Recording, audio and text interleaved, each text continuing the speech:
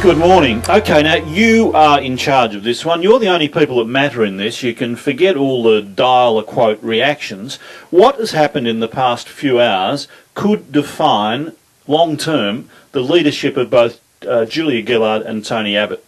Now, small issues often do matter at times like this. Individual acts or moments or mistakes are remembered and set a style or an image for a political leader. For that reason, I want to hear from you now with your assessment. 96900 693 or 13 13 32. I'll explain my views, but in the end, it's your reaction that matters more than anything. Now, the questions behind both of them are simple. Julia Gillard was in tears in Parliament yesterday. Was she acting? Some people are saying she's a better chance for the Academy Award than Jackie Weaver. I don't agree. I think she was genuine. I'll explain more in a moment. I think more contentious is Tony Abbott. Tony Abbott and his death stare. Now, was he dudded? 96900 693 13 13 32. I'll give you my views quickly, then I want to get yours. Tony Abbott, what happened was this. Abbott was filmed in Afghanistan talking to a group of senior officers about the death of an Australian soldier. There were questions about whether enough fire support was available during the action where he was killed. And Tony Abbott said this, and excuse the language, I wouldn't normally use it, but it is important. He said, shit happens. Now, in my view, there was no doubt he was talking about war. He was saying effectively things like this, awful things like this happen in war, things go wrong in war. There was no way he was being disrespectful to the dead digger. And it was a massive insult for Channel 7 to suggest that he was, as they did last night. But go back to it, you can see senior Australian officers in the background nodding in agreement when he said it. There's no way they would have done that if he just insulted a fallen comrade. Then we'll like to belt him. In fact, it was the Australian commander in the Origin province, Major General John Campbell. He was in the background. When Abbott says shit happens, he nods and says, yeah, certainly does, certainly does. So what Abbott said in Afghanistan, in my view, is of no significance. But Channel 7 and Mark Riley said it was. And they confronted Abbott. And that's when he made a mistake.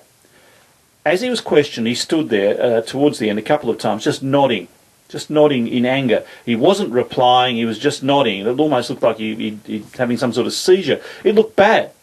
It looked as though he couldn't think under pressure. He just gave Riley the death stare. He was furious. Even Riley said that. He looked as though he was about to deck him or wanted to deck him, and I don't blame him. But this is a man who wants to be Prime Minister. He should have handled that moment far better. And that'll be the dangerous one, the dangerous lasting image. Abbott said nothing wrong in Afghanistan, but he performed badly under pressure when confronted with what had happened. Now, of course he was upset and angry. He'd just been accused of insulting a dead Australian soldier, killed in action. Now, forget politics. Personally, that would hurt him deeply. I'm sure it would. And he was furious. And he was under pressure. But if he's going to be seen as a credible alternative Prime Minister, he's going to be furious. He's going to be under pressure. He's got to handle it. Abbott was dudded by 7 in the most offensive way. But he handled it badly. 96900 693 13 13 32. Tony Abbott isn't talking much about it today, which I think is a bit wrong. He looks defensive.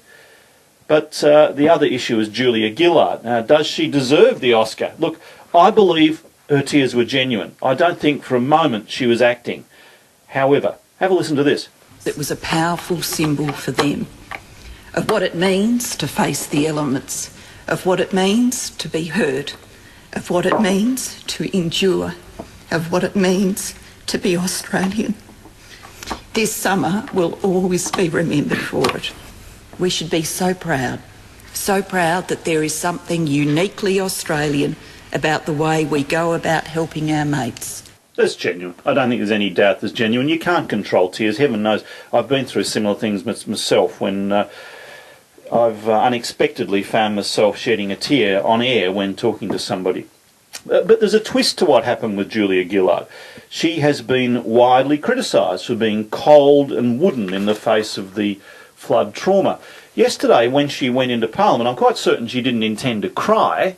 The emotion overtook her. As I said, that can happen. But she did take with her an Australian flag from the flood area. She took that into Parliament. And that, to me, looked like a stunt. She took it in. She had a speech carefully crafted to show emotion, to show that she had a heart, and she, as Tony Abbott says, she's got a heart, she's got a good heart when she reacts like that. But she clearly headed into Parliament to make that point. No, I'm not wooden. Look, here's an Australian flag. And she ended up crying. I don't criticise her for that or doubt that she was genuine, but some of the cynics are saying, well, 1 minute she's wooden, the next minute she's crying. What's the real Julia? That's the way it can happen. But again, it's your call. 96900 693 13 13 32, or emails. I'll get Jane to read some. nmitchell@3w.com.au. Was Julia Gillard acting? Is she a better chance for the Oscar than Jackie Weaver? Was Tony Abbott dudded? Did he handle it badly? My view, Julia Gillard, no, she was genuine. And yes, Abbott was treated disgracefully.